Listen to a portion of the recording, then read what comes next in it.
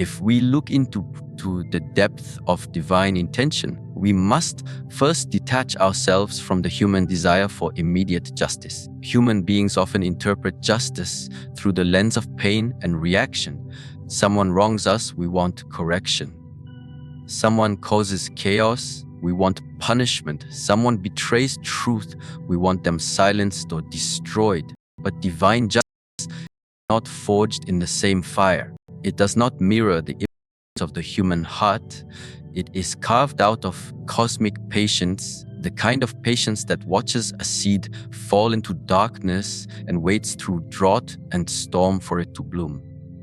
When we ask, why doesn't God kill Satan, we are often unconsciously projecting our own definitions of control and justice onto the divine. We want to believe that to be all-powerful is to end anything undesirable with a snap. But power that is guided by wisdom does not act out of emotion, it acts out of understanding. Divine justice does not only punish, it teaches, it reveals, it balances.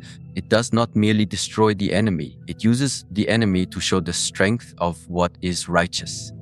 Satan, by his own rebellion, entered into a cosmic court, and divine justice operates more like a sacred process than a blunt weapon. It is governed by laws that God himself does not break. For justice to be true, it cannot skip the process. Even when God sees the beginning and the end, the process must still unfold, not for his sake, but for the sake of all witnesses. Angels, humans, and even the fallen, divine justice is not about swift erasure, it is about undeniable clarity. If God were to eliminate Satan in an instant, what would be learned? Who would grow? Which hearts would be tested? What wisdom would be gained? It would close the story before the characters understood the meaning. Justice is not always in punishment. Sometimes it is in revelation. God allows the presence of evil so that its path can be seen, its fruits can be tasted, and its emptiness can be known. And once known, those who observe are no longer naive. They become aware. This awareness is part of the divine justice, because once a soul has walked through deception and recognized truth, that soul stands on ground that is unshakable. Justice also includes the law of consequence. What is sown will be reaped. That reaping is not a sudden blow. It is often a long shadow that trails behind actions, revealing their true cost. Satan's path must unravel itself. His rebellion must reach its natural end. Not because God cannot end him, but because that end must come through the very rebellion he chose. In this way, divine justice is both a mirror and a path.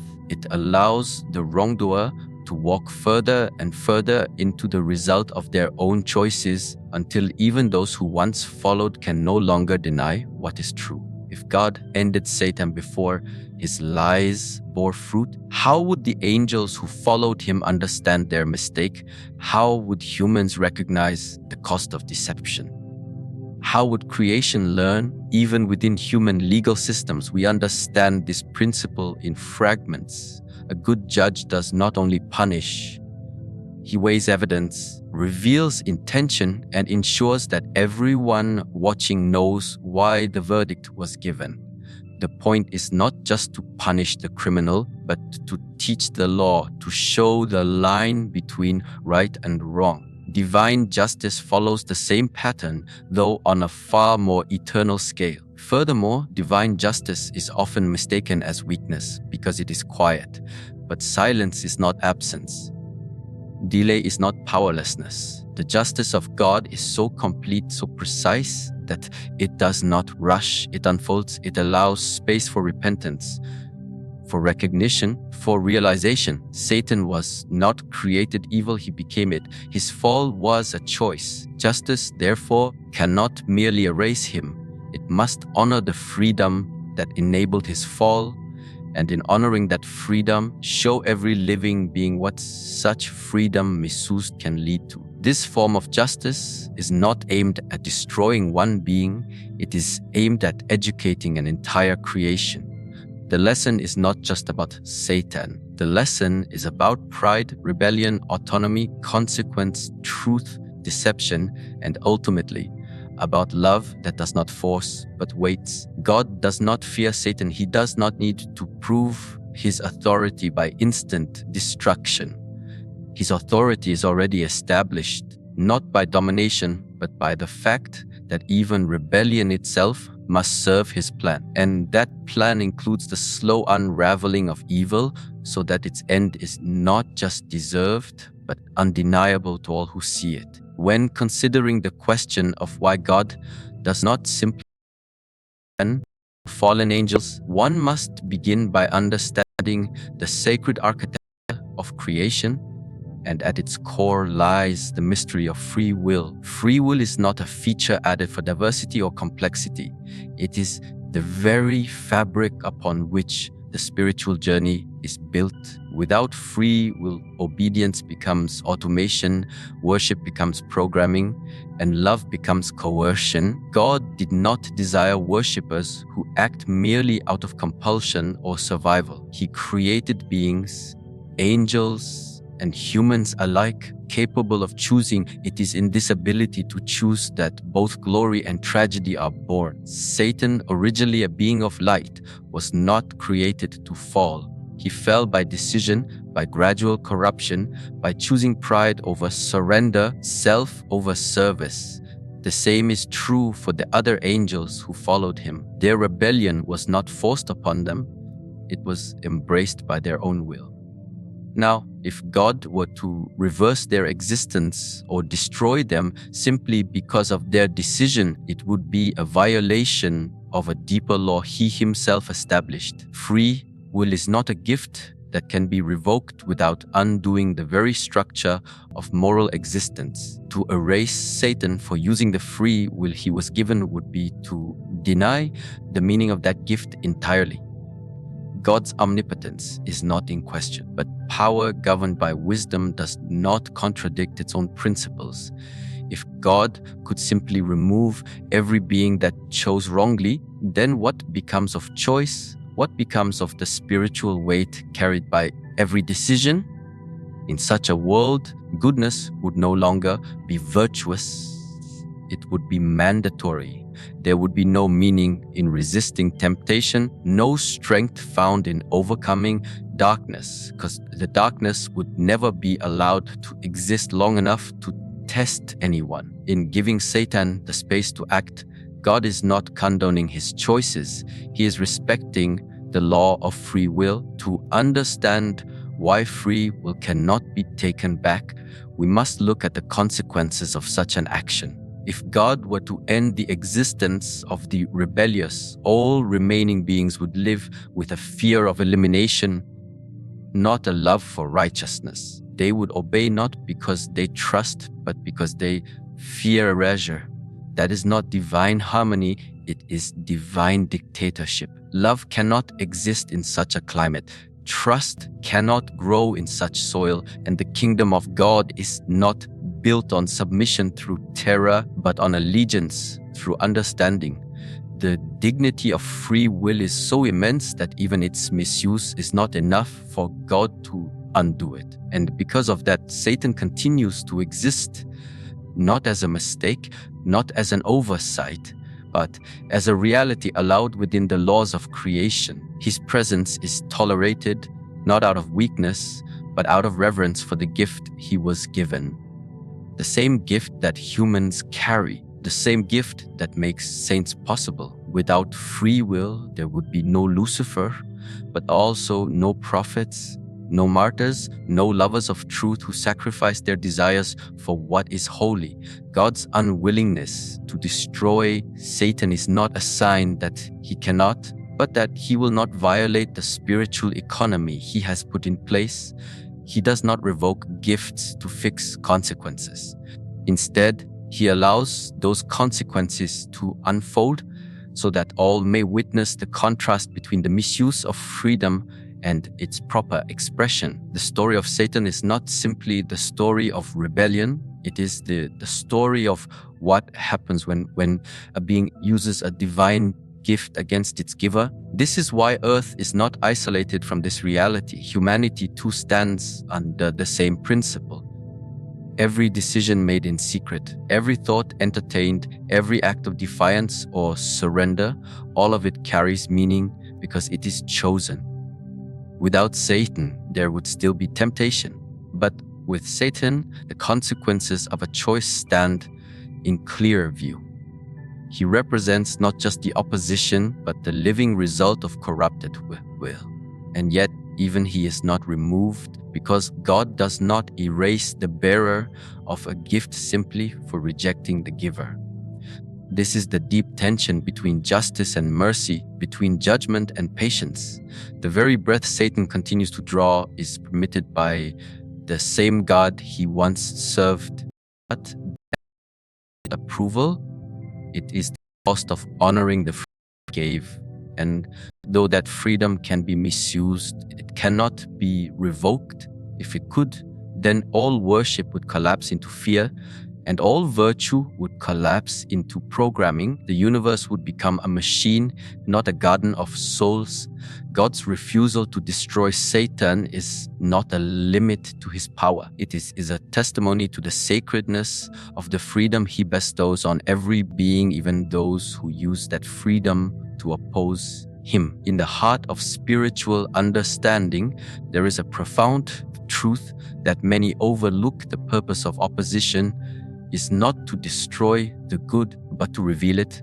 In a world of constant comfort, goodness often becomes invisible. When there is no struggle, strength is untested. When there is no deception, truth has no contrast.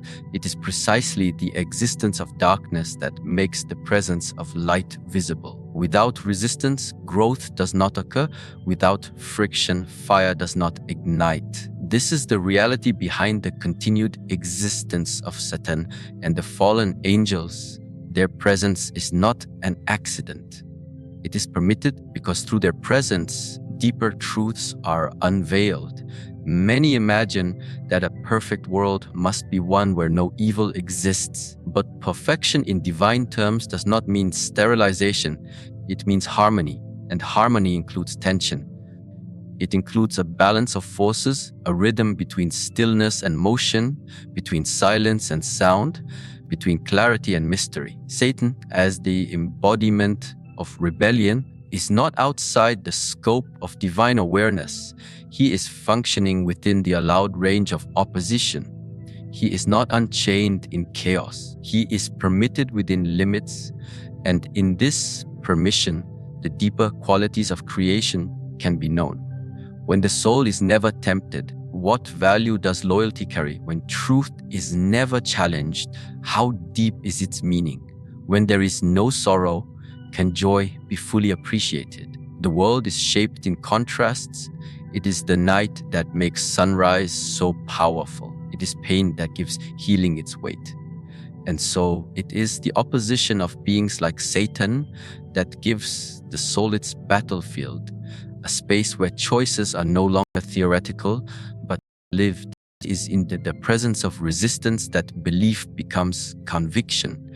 The fallen angels are not merely a cosmic threat. They are a mirror. They reflect what pride looks like when it grows unchecked. They show the decay that comes from separating power from humility. Their actions are destructive, yes, but their consequences are instructive. Every soul that turns away from their whispers gains not just victory, but understanding. Spiritual truth is not inherited through comfort. It is built through endurance.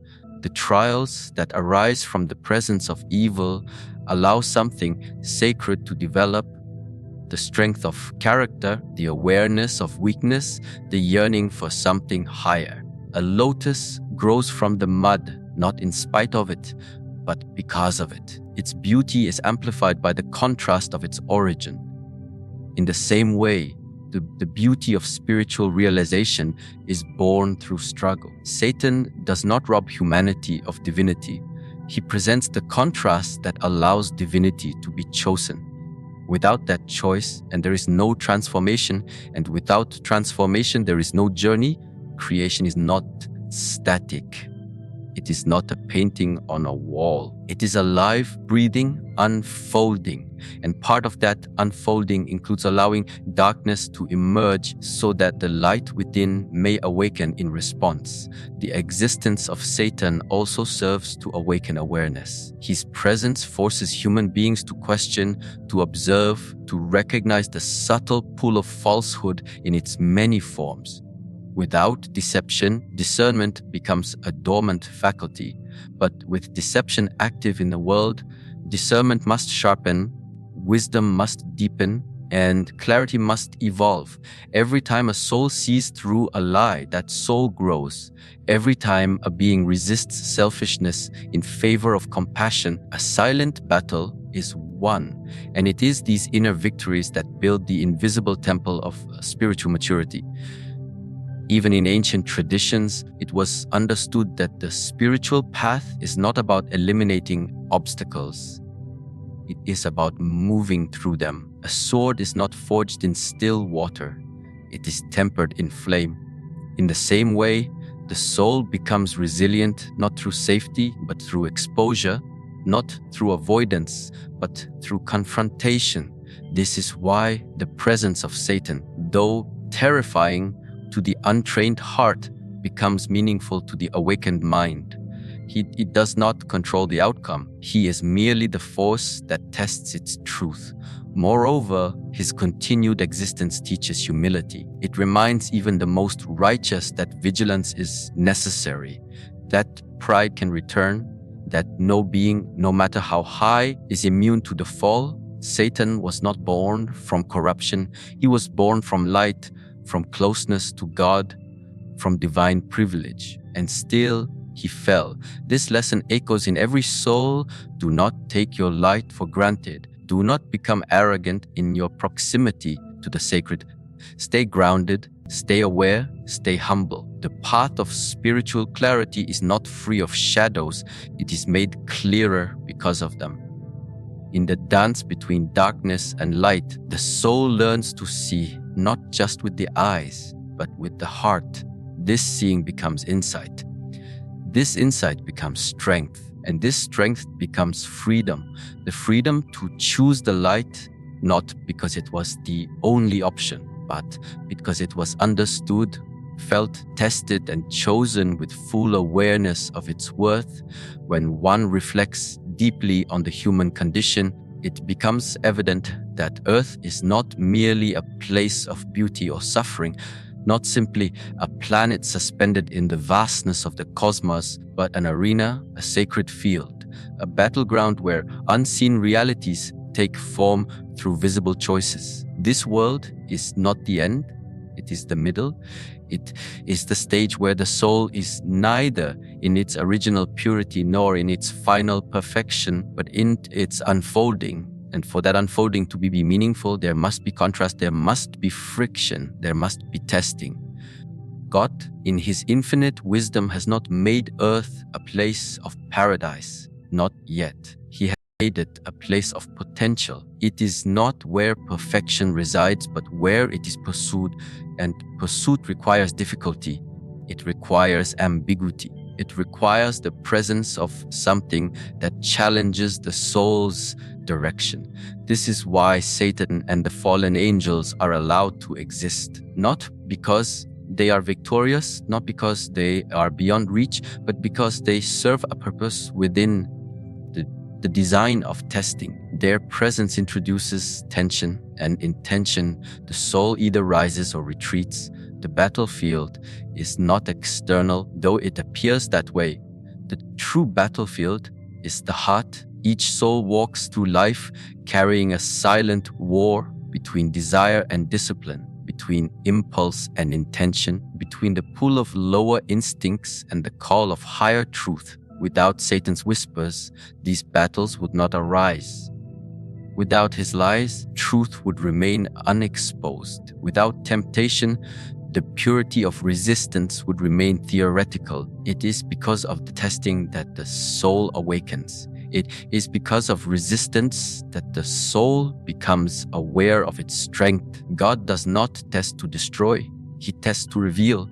not to himself, for he already knows, but to the one being tested. A person may think they are faithful until they are tempted. They may believe they are patient until they are provoked. They may speak of love until they are betrayed. Only through trial does the soul understand itself. Only through pressure does its true composition emerge.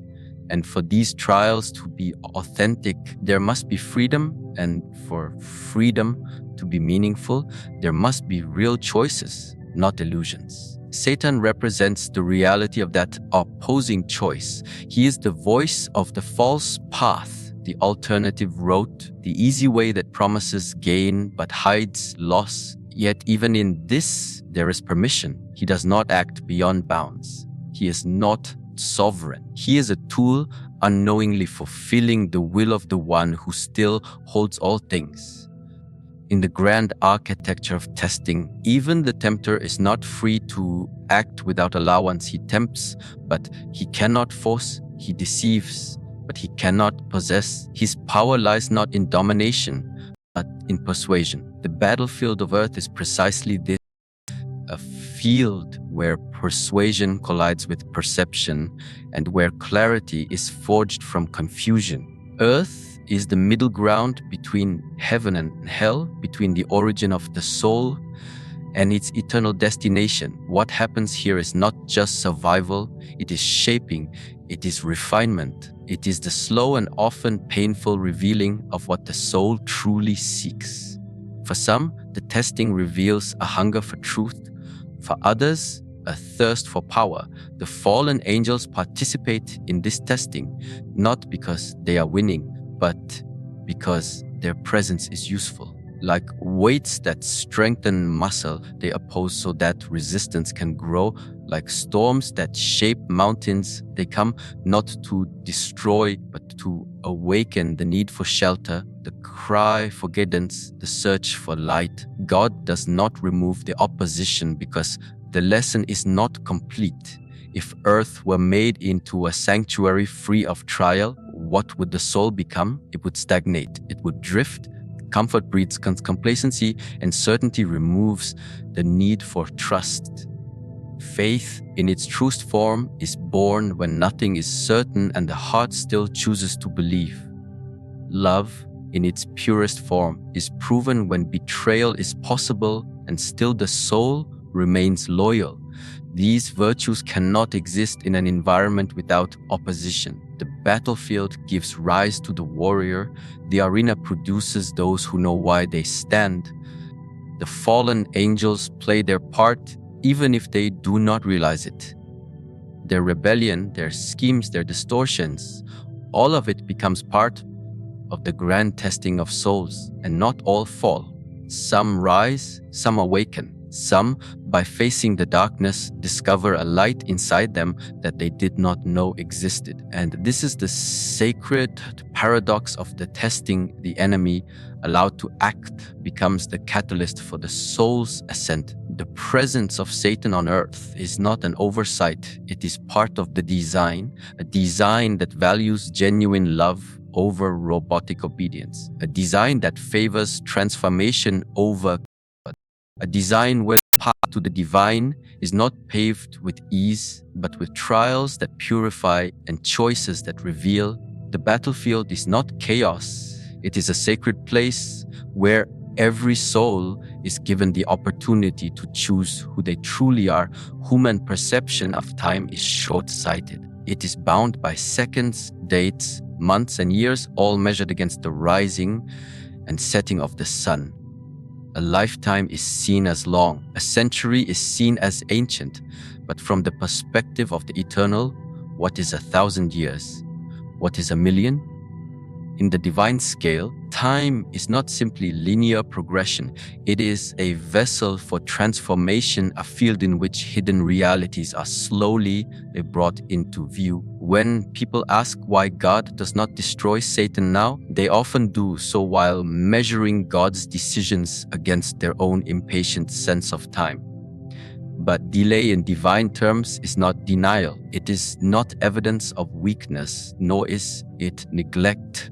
Delay is often the quiet operation of wisdom beyond comprehension. The continued existence of Satan is not a mistake in the divine plan. It is part of a timeline that is not rushed, a timeline that allows every detail to unfold with purpose.